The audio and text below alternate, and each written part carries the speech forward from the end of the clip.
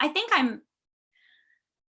I am in the process of figuring that out along with a lot of people. I think that is one thing, like all this awareness that's come up, and especially with the Black Lives Matter movement. I think myself and a lot of other friends of mine are all kind of asking ourselves that question, like, how do I, because there's all this stuff, right? Like every time I open up the computer, it's like, read this book about white fragility, read this thing about da da da, read this thing about da da da, and I want to, because I want to be the best ally that I can. But I also sometimes feel like I'm, and this feels so fucking whiny to say, so just bear with.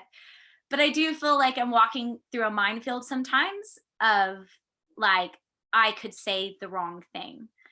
And I was talking to a friend of mine about this, and got some good advice, Dione, that like, just if you mess up, own it and apologize, which I'm really happy to do.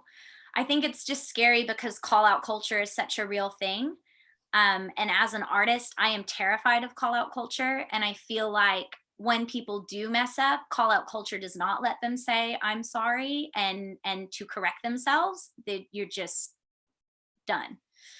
And so trying to figure out how to be appropriate, trying to figure out like what's not offensive, trying to figure out all of these things, which I think are important. And I think it's good to have to ask these questions of myself.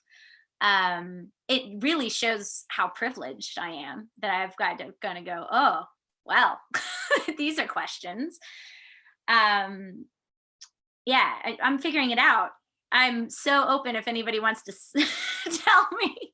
But then even saying that, I'm like, oh, but then I don't want anyone to feel like I'm asking them to educate me, because I'm not asking anyone to educate me.